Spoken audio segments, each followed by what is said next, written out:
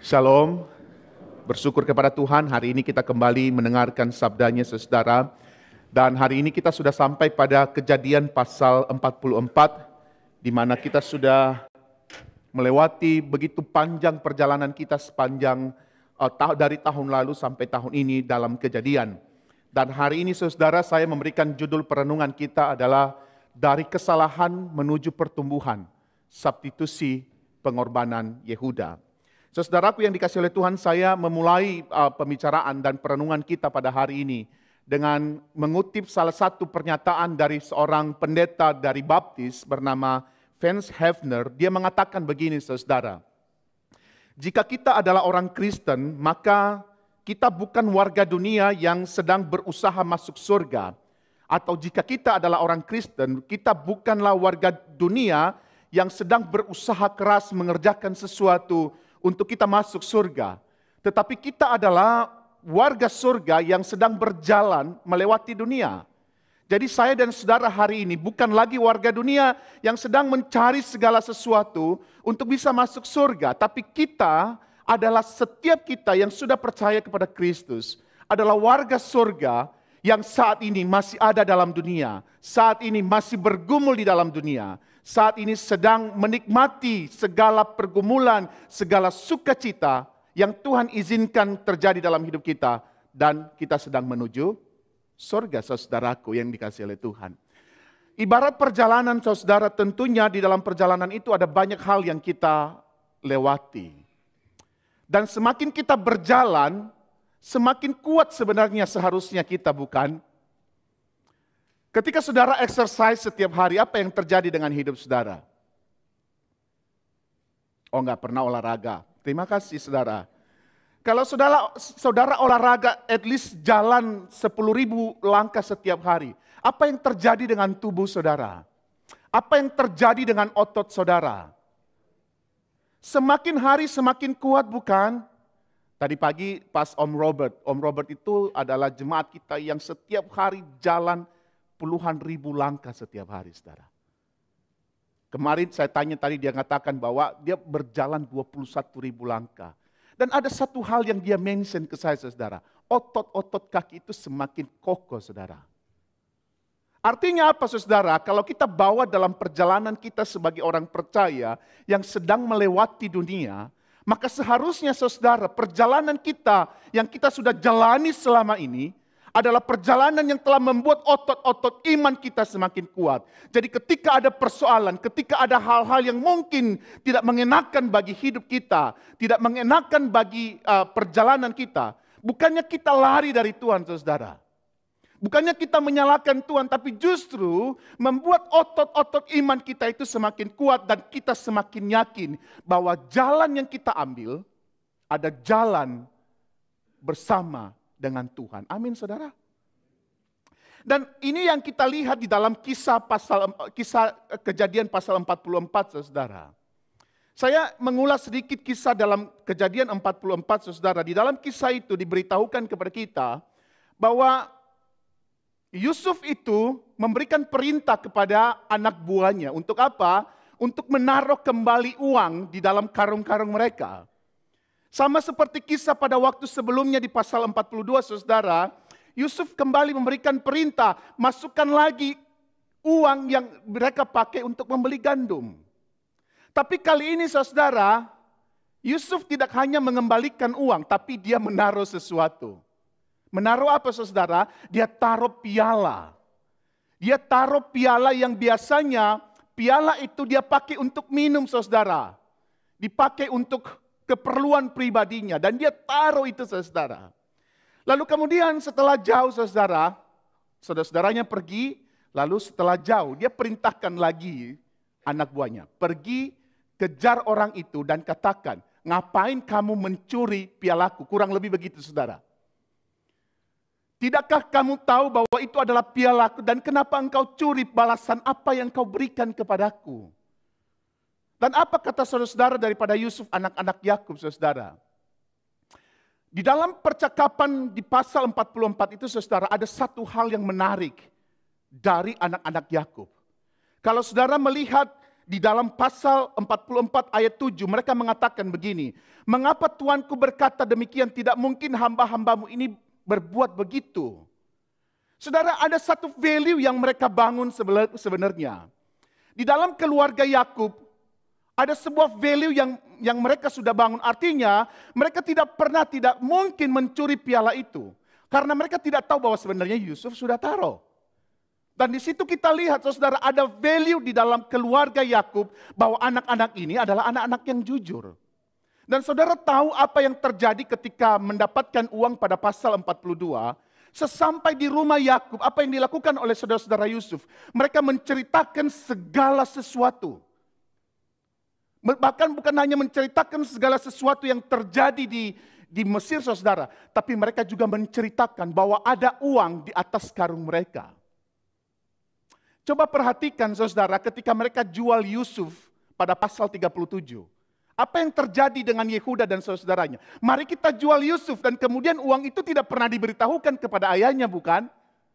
Mereka pakai sendiri, saudara, yang harganya kisaran $300-400, saudaraku. Tetapi di dalam Kisah pasal 42, sesampai di rumah mereka menceritakan, Bapak, kami mendapatkan uang. Uang yang kami pakai untuk membeli gandum dikembalikan. Artinya, saudara, dalam hal ini kita lihat sebuah perubahan signifikan dan value yang sudah dibangun di dalam keluarga Yakub, saudara.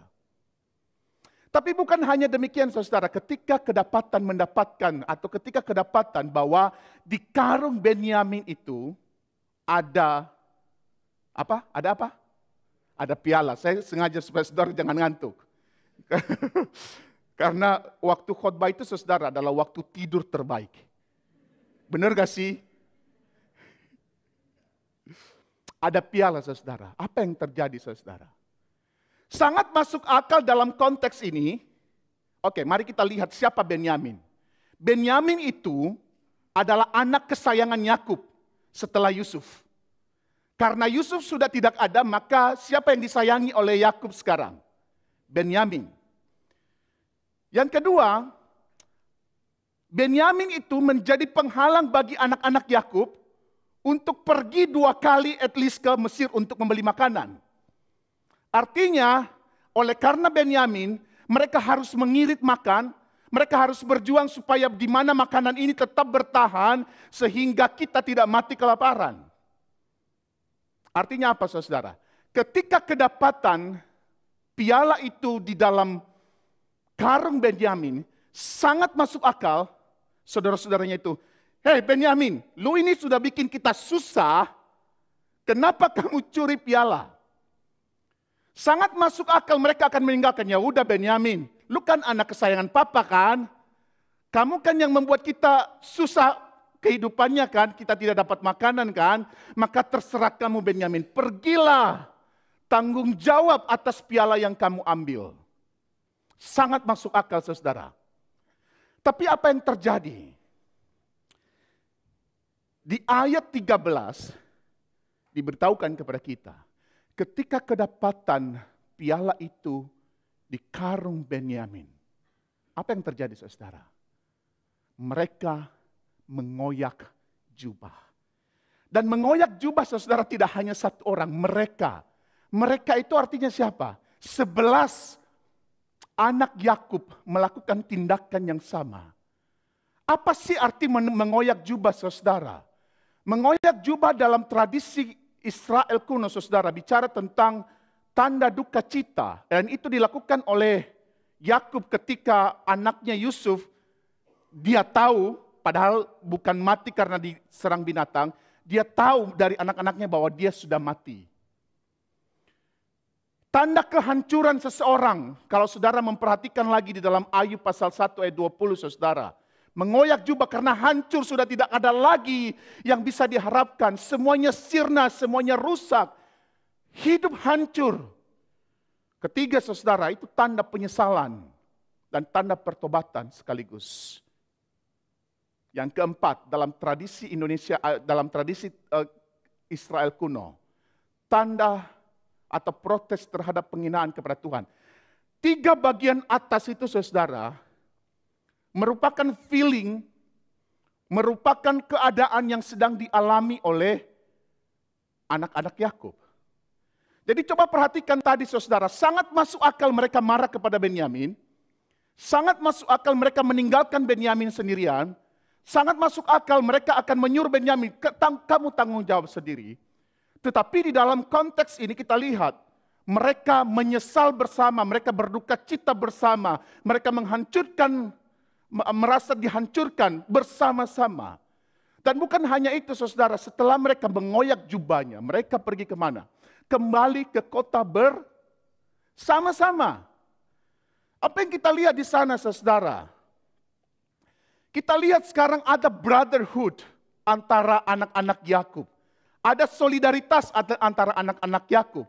Tidak lagi memandang Benyamin itu adalah saudara Yusuf. Tidak lagi memandang Benyamin itu anak kesayangan daripada Yakub. Benyamin itu anak Rahel. Bukan. Tapi ada brotherhood. Oke, mari kita bersama-sama kembali ke kota. Tanggung jawab bersama atas apa yang sudah terjadi. Apa yang kita bisa katakan dari sana saudara? Di dalam proses kehidupan anak-anak Yakub, ada improvement kehidupan. Ada perubahan-perubahan yang signifikan. Mungkin kita berkata begini teman-teman lagi. Saudara, kalau saudara coba perhatikan pada Kejadian 42 ayat 21 sampai 22. Ketika mereka menyesal datang pada pertama kali, mereka kan menyatakan, kita ini dibuat susah kali ini, itu gara-gara 20 tahun yang lalu kita jual satu orang saudara kita. Maka kita merasakan itu. Di waktu yang sama itu ada Yusuf bukan? Yusuf, sekalipun mereka tidak tahu, Yusuf tahu bahasa mereka, tapi Yusuf mengerti apa yang mereka katakan. Artinya penyesalan mereka di dalam konteks 42 saudara, penyesalan yang mereka lakukan di depan siapa? Depan Yusuf. Ketika pasal 43, ayat 33 sampai 34, Benyamin mendapatkan makanan 5 kali lebih banyak. Saudara bisa bayangin 5 kali lebih banyak gak? Oke gini, kalau seandainya saudara itu dikasih ayam 1 ekor, saya dapat 5 ekor. Ya kurang lebih begitu kan, 5 kali lebih banyak kan? Kalau saudara dapat babi samcan 1 kilo, saya dapat 5 kilo saudara. Saya makan lebih banyak tentunya bukan? Di dalam konteks itu saudara, saudara-saudara Yusuf yang lain itu tidak ada rasa cemburu, tidak ada rasa iri hati sama sekali. Bahkan di pasal 34 itu mereka menikmati, mereka minum bersama dan bersuka cita bersama. Di depan siapa saudara? Depan Yusuf. Masuk akal gak melakukan itu? Masuk akal. Kenapa? Ada yang ngelihat. Tapi di pasal 44, 13 dan kemudian 14. Tidak ada Yusuf di sana, yang ada cuma anak buah Yusuf. Seharusnya sangat masuk akal semuanya ini. Tapi ternyata kita lihat ada improvement dari kehidupan anak-anak Yakub. Samalah kayak kita saudara. Kalau ada pendeta Joni di depan kita, kita baik-baik bukan? Kalau ketemu pendeta, aduh Pak Pendeta ini kita kelihatan baik banget. Tapi coba di belakang pendeta, awas ya. Kan begitu saudara. Nah di dalam konteks ini, tidak mesti harus ada orang yang ada di depan kita, yang kita hargai, yang kita look up, baru hidup itu baik saudara. Itu kan yang terjadi di dalam kehidupan anak-anak Yakub. Ketika pasal 42, 43, semuanya kelihatan baik. Tapi ketika tidak ada Yusuf, tetap sama baik saudara. Artinya kita lihat ada improvement kehidupan daripada anak-anak Yakub. Dan improvement itu saudara, diperlihatkan signifikan oleh siapa? Oleh Yehuda. Saudara melihat kehidupan Yehuda enggak? Pasal 37, apa yang dilakukan oleh Yehuda? Oh, dia ngomong sama saudara-saudaranya. Guys, ini ada anak nih, satu di dalam sumur nih. Daripada dia mati, mending kita ambil dia, kita jual dia $300-400, uangnya kita apa? Kita pakai. Itu kan manusia yang egois dan mementingkan diri, bukan? Ketika di pasal 38, saudara, ketika harusnya anaknya Shelah itu diberikan kepada Tamar, apa yang dia lakukan? Dia hold anaknya Shelah, dan karena dia berpikir, jangan-jangan nanti anak ini juga mati. Itu kan manusia yang tidak tepat janjikan. Ketika dia sudah menghamili Tamar, apa yang dia katakan? Suruh Tamar keluar, hukum dia. Tapi ketika diperlihatkan tanda-tanda, perlihatkan jaminan, tongkat dan cincin, saudara, baru dia sadar, oh ini saya yang melakukan. Ini kan manusianya seenaknya sendiri, semaunya sendiri. Tapi di bagian ini, saudara, ada sebuah improvement kehidupan daripada Yehuda. Menjadi orang yang tepat di janji, menjadi orang yang bertanggung jawab. Menjadi orang yang tidak seenaknya sendiri, dia maju pertama untuk ngomong sama siapa? Sama Yusuf. Improvement kehidupan, saudara. Saudara, ada satu pohon di dalam dunia kita ini, ada banyak pohon besar, saudara. Salah satu pohon terbesar di dunia itu adalah The General Sherman Tree yang ada di Giant Forest di National Park di Amerika Serikat, saudara. Pohon ini, saudara, umurnya itu sekitar 2.300 sampai 2.700 tahun. Ada yang seumur ini? Gak ada lah ya. Paling umur kita mentok-mentok 90. Itu kalau sehat, saudara. Kalau mentok-mentok 100. Ya, saudara mau 100 tahun kan ya? Oh enggak mau.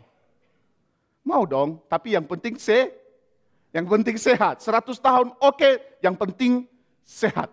Masih bisa dengar, masih bisa ingat nama orang, makan enak, udah selesai hidup kita. Mari kita enjoy 100 tahun. Saudara, enggak ada yang seumur ini kan? Saudara, umur pohon ini, saudara, sekalipun dia sudah besar, masih tetap ada pertumbuhannya. Biasanya pohon-pohon terbesar di dunia, saudara, pada umumnya dia cuma bertumbuh 0,1 sampai 0,2 cm per tahun. Kenapa harus bertumbuh? Kenapa dia harus improvement di situ? Oleh karena, kalau pohon ini tidak bertumbuh, maka aliran nutrisi ke seluruh badan pohon dan batang pohon, ranting dan daunnya itu tidak berjalan dengan baik. Yang mengakibatkan apa, saudara? Kematian daripada pohon itu. Ini yang menjadi poin penting dalam kehidupan kita hari ini, saudara. Kalau saudara tidak ada improve dalam hidup ini, tidak ada pertemuan dalam hidup ini, maka kemungkinan besar kekristenan kita adalah kekristenan yang mati, saudara. Di dalam semangat reformasi, saudara, kita kenal yang namanya Ecclesia Reformata Semper Reformanda Secundum Verbum Dei. Artinya apa? Nggak tahu? Ya nggak apa-apa, nggak perlu tahu, saudara. Tapi saya kasih tahu, apa artinya? Gereja harus direformasi terus-menerus berdasarkan kebenaran firman Allah. Siapa itu gereja, saudara? Gereja itu bukan hanya IPC secara gedung, secara organisasi. Gereja itu adalah setiap pribadi, setiap personal yang ada di sini, yang menonton secara online, yang sudah mengambil keputusan untuk percaya kepada Yesus. Itulah gereja. Setiap orang yang sudah mengambil keputusan keluar dari kehidupan gelapnya menjadi bersama dengan Kristus. Dan gereja itu terus harus diperbaharui oleh firman Allah. Setiap waktu, setiap saat. Gereja itu, setiap personal itu mesti bertumbuh di dalam dirinya sendiri. Didasarkan pada apa? Pada kebenaran firman Allah. Artinya, saudara, hidup Kristen itu adalah komitmen untuk terus memperbaiki diri. Menjalani hidup dengan integritas. Dan menjadi teladan kasih dan kebenaran bagi orang lain. Saudara, kalau ada di dunia Australia hari ini, saudara pacaran, saudara jalan-jalan, saudara sewa kamar berapa? Berdua pacaran, laki-laki perempuan, ini kan improvement kehidupan nih. Laki-laki perempuan pergi jalan-jalan keluar kota, nginap 1 malam, sewa kamar berapa? Ayo. Berapa? Wah, jujur banget ya. Bagus Om, jemaat kita jujur Om. Sewa kamar berapa saudara? 3.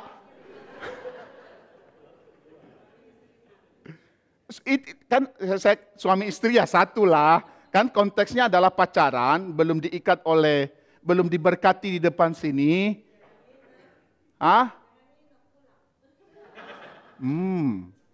Masuk akal sih jangan nginep pulang.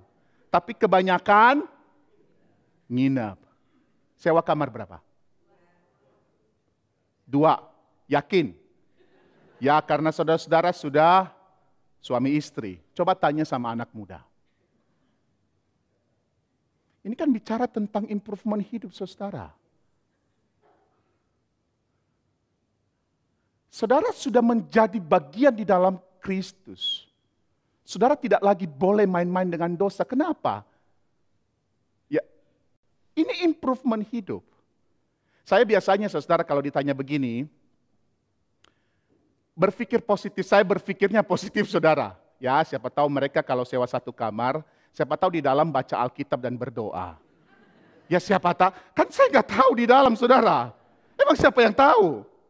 Tapi biasanya ada setan di antara mereka. Maka bagi teman-teman anak muda, sebagai orang yang sudah percaya kepada Tuhan, pikirkan ini baik-baik. Bagaimana dengan improvement kehidupan yang lain, saudara? Pernah dengar gak sih orang berkata begini, aku ini baik-baik banget. Aku ini baik kayak malaikat. Pernah dengar orang ngomong gitu gak? Pernah ya? Tapi jangan coba-coba bangunkan macan tidur. Saya lebih jahat daripada iblis. Pernah dengar perkataan orang seperti itu enggak saudara? Jadi kita itu antara malaikat atau iblis sebenarnya. Pernah dengar gak orang berkata begini? Saya itu udah dari dulunya begitu. Sering. Wah. Kalau sudah ngomong sudah dari dulunya begitu, pikirkan baik-baik perubahan hidup kita. Sebagai orang yang sudah percaya kepada Tuhan, bukan hanya kita memikirkan sorga di sana, saudara, tapi juga berkaitan dengan hal-hal praktikal dalam kehidupan kita. Tidak bisa lagi bicara, aku dulunya sudah begitu terus. Enggak bisa, kenapa? Di dalam pelajaran yang kita dapatkan hari ini, hidup itu perlu improvement. Amin. Kalau tidak ada improvement, bisa jadi kekristenan saya, kekristenan kita adalah kekristenan yang imannya mati. Saudara yang dikasihi oleh Tuhan, hal yang kedua yang kita pelajari dari kisah ini. Saudara, kalau memperhatikan kejadian 4:4 tadi itu, setelah mereka sampai di kota kepada Yusuf, apa yang terjadi saudara? Yehuda maju pertama kali. Yehuda maju pertama sekali saudara. Dan di sana dia memberikan beberapa statement saudara. Dia menceritakan apa yang terjadi pada pasal 42. Lalu kemudian dia menceritakan bagaimana mereka menceritakan bahwa mereka punya ayah, mereka punya Benyamin. Mereka menceritakan apa yang ada di Kanaan ketika Yehuda berjuang keras untuk meyakinkan bapaknya supaya Benyamin itu diizinkan pergi. Tetapi pada kesimpulannya saudara, pada kesimpulannya, Yehuda mengambil satu inisiatif. Inisiatifnya apa saudara? Biarkanlah aku menjadi pengganti Benyamin. Biarkanlah aku menjadi pengganti Benyamin dan biarlah anak itu kembali kepada bapakku. Itu kan tindakan yang luar biasa saudara. Ada enggak yang berani? Teman kita lagi salah, melakukan kriminal, kita ganti di penjara. Ada? Nggak ada kan? Siapa Om? Ada? Pasang badan. Ada yang pasang badan nggak? Nggak ada saudara. Kalau saudara kita, bahkan saudara kandung kita sekalipun, tidak ada yang berani mengambil keputusan, aku pasang badan atas kesalahanmu. Dan kamu nikmati kebebasanmu, akulah yang menanggung seluruh hukumanmu. Di dalam tindakan Yehuda ini saudara, kita kenal yang namanya substitusi atau substitute. Dan itu biasanya hanya dilakukan oleh Kristus. Substitute atau substitusi, pergantian, menggantikan itu, hanya bisa dilakukan oleh Kristus. Maka di dalam karakter Yehuda itu saudara sebenarnya sedang foreshadowing tindakan daripada Kristus di masa yang akan datang. Apa tindakan Yehuda saudara? Memberikan diri sebagai jaminan pengganti Benyamin. Sekaligus di dalam bagian itu, dia menepati janjinya kepada siapa? Kepada Yakub. Dan melakukan ini sebagai tindakan penggantian. Tindakan Yehuda dalam pasal 44 ini sedang memplanningkan, menyiapkan apa yang terjadi pada masa yang akan datang di dalam Yesus Kristus. Ada yang pernah ikut seminar evangelism explosion? Nanti yang akhir bulan ini mungkin ada evangelism training untuk kita. Tapi ada salah satu yang pernah saya ikut, namanya EE. EE itu evangelism explosion. Ada yang pernah ikut saudara? Udah pernah ikut Tante Margaret? Ada yang pernah ikut Ibu Helen? Udah pernah? Tante Suli? Udah pernah ikut? Ada satu kisah yang menarik saudara, yaitu Jenderal Samila. Saudara ingat kisah ini? Bagaimana Jenderal Samila bersama dengan seluruh pasukannya melakukan gerilya di hutan, saudara. Ketika mereka melakukan gerilya di hutan, saudara, biasanya gerilya di hutan itu stok makanan sangat tipis dan harus dijaga baik-baik. Supaya stok makanan ini tetap ada, saudara, maka Jenderal Samila itu memberikan aturan siapa yang akan mencuri makanan kita akan dihukum cambuk. Perjalanan mereka semakin baik, semakin lama semakin habis makanan, saudara. Suatu ketika, suatu malam, makanan itu kecurian, saudara. Lalu kelompok Jenderal Samila itu mencoba memberitahukan kepada Samila, Jenderal, makanan kita kecurian. Jenderal Samila apa yang dia lakukan? Dia memberikan perintah, cari siapa yang mencuri makanan. Lalu dilakukan penyelidikan saudara, lalu ditemukan seorang ibu yang sudah tua yang kedapatan mencuri makanan daripada kelompok ini. Setelah diselidiki saudara, maka kedapatan bukan hanya seorang ibu tua. Ibu tua itu juga adalah seorang atau mama daripada Jenderal Samila. Saudara kalau jadi Jenderal Samila ngapain? Apa? Kan ada orang dalam nih. Udahlah, cincailah. Habis cincai ya kita makan capcay gitu. Enggak, saudara. Seorang jenderal bernama Samila, apa yang dia lakukan? Siapkan waktu untuk cambukan. Lalu apa yang dilakukan, saudara? Ibu yang ditaruh di tengah, saudara. Tapi sebagai seorang anak, tentunya dia punya hati, saudara. Apa yang dia lakukan, saudara?